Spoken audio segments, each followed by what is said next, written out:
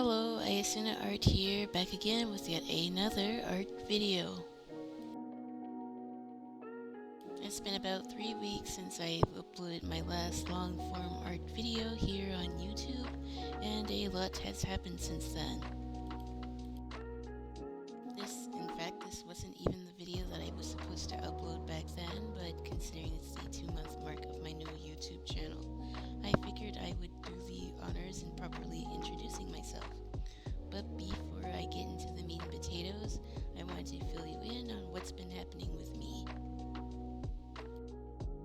I wanted to, and still do, want to create a mini-series about how I wanted to tackle subjects in art that I wasn't feeling the most confident in.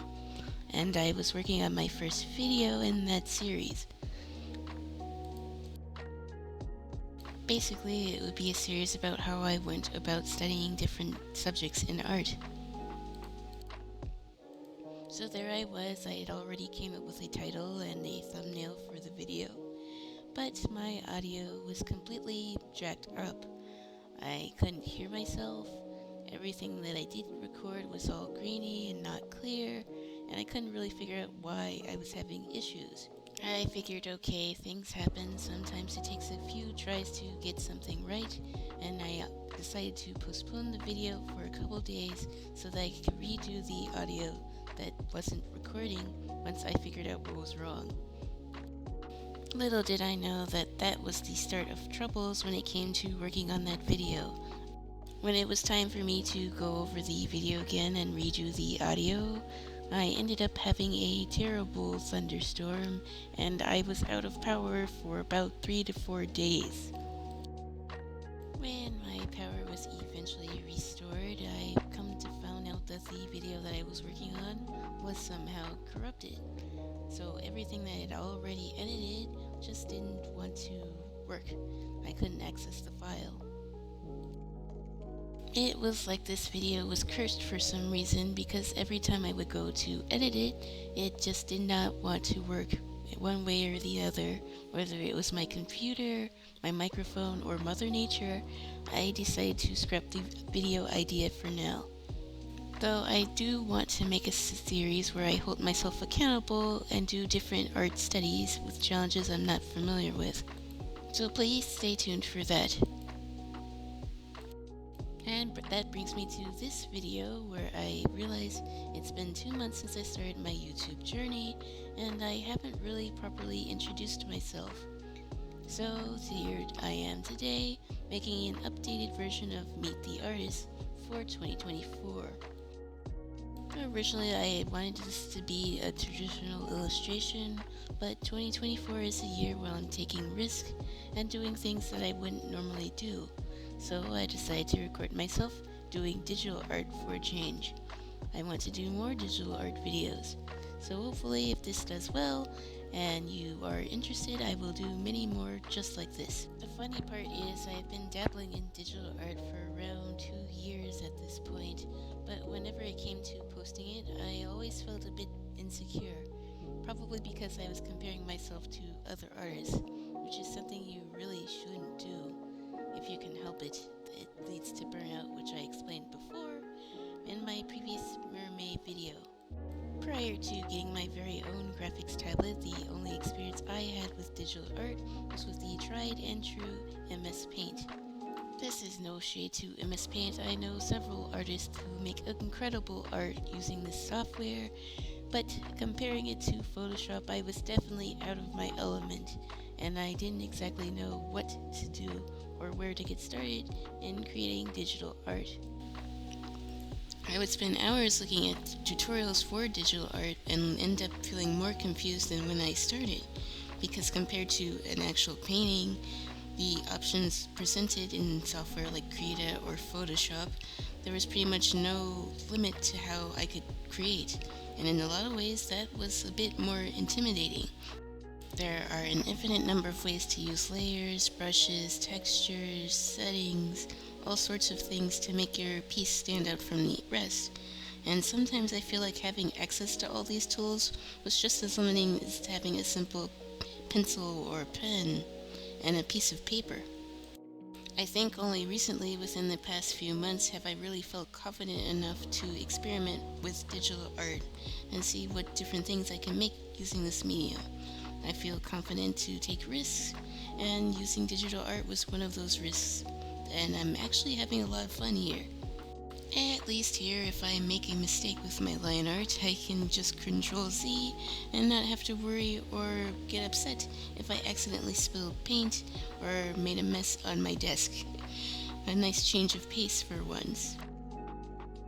Just like with traditional art, I started out with a very rough sketch and I am slowly building up details as I go along, adding more shapes and then refining those as I move up and down the sketch.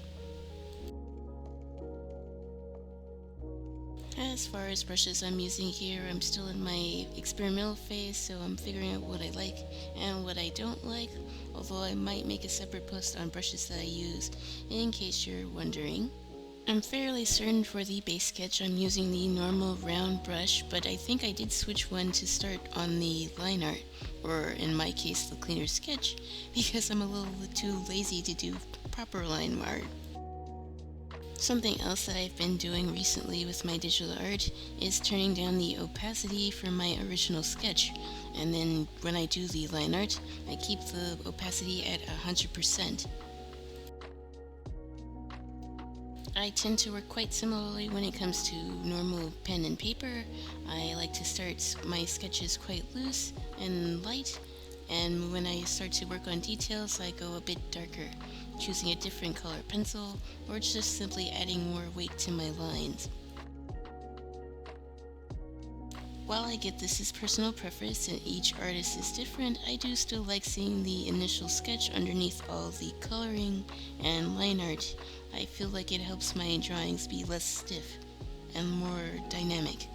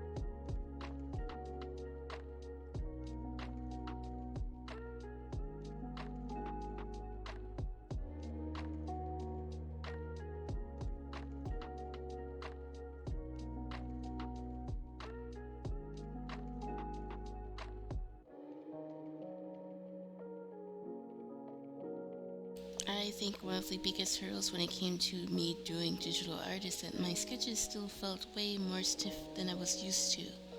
I understand that this is something I do need to work on and that I probably could be doing more gesture drawings, so probably stay tuned to me recording myself doing practice sessions and maybe doing voiceover over those. In some aspects, it seems a little bit harder to cover up your mistakes when it comes to digital art. I feel like if something was out of proportion or not quite right, it was a lot easier to spot compared to traditional art. For instance, you can flip your canvas quite regularly, of course, at the top, although I didn't exactly do that too much here. It's also convenient for the fact that you can post your reference on a separate layer if you want to, which makes practicing a lot easier, or at least more intuitive. Well, I did say that having a lot of options at your disposal can be a bit overwhelming as a beginner to digital art, such as myself. It is also quite freeing. I feel like I can experiment more and not have to worry about wasting precious supplies. I also have access to pretty much any color under the rainbow here, so again, I can experiment a lot with different color palettes. compared to watercolors or colored pencils, where certain hues may just not be as achievable, or you can't mix the same color twice. So, enough about me ranting about digital art for the past several minutes. I can finally get to the meat and potatoes, the actual meet the artist portion of the video. So, as I've mentioned before, I've been posting art since 2016, so what is that, like 8 years, which is crazy to admit. It made me realize that the last Meet the Artist post that I made was all the way back in 2018. I was still 17 at the time, and at the time of me recording this, I'm about to turn 23. While a lot has changed in those 6 years, a lot of things haven't changed, and one of those things is my horrendous handwriting.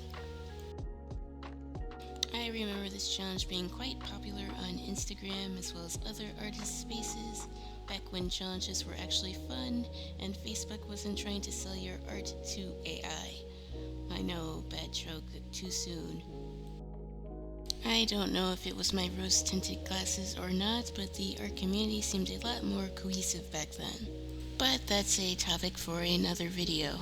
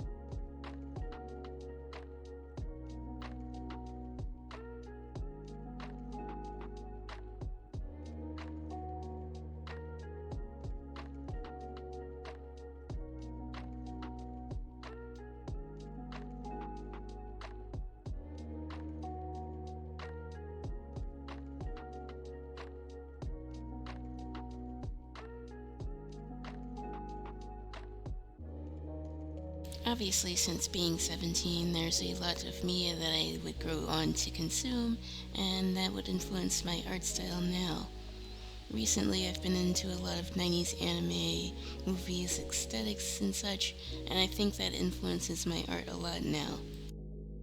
If you've been following me on TikTok as well as Twitter, I have mentioned wanting to become a PNG tuber, and this design here is less the design of me, but a design of my possible model sometime in the future. My current goal is to have my PNG model done by the end of summer or early fall, maybe at the latest, although things may change, so please stay tuned. I'll definitely keep posted on updates about that. I look at the Meet the Artist Challenge as a way to express myself, and that's kind of the vibe I'm going for with this channel. I of course want this to be a place where I study art, but I also want to have fun, and having my own model is something that I always wanted to think about, but now I think I can actually achieve that. Self-expression is very important to me, and now I think I finally feel confident enough to actually, I guess, go out and do it. Although I guess it's not really something that you do, it's more about who you are, but that's beside the point. I want this channel to be an area of growth of mine and a way to look back and see how far I've come, just like my old Instagram page or Tumblr or other places that I've posted my artwork. If that's the type of vibe that you're after, then don't hesitate to hit that subscribe button and the bell notification, which alerts you to whenever I post videos. I'm still working out a more consistent schedule, but I hope to at least post one long-form video per week, although I will constantly post shorts and TikToks on other platforms. So at this point, I'm pretty much caught up with everything that's been going on with me, as well as the topics of me growing over the past few years. If you're interested in more, please stay tuned.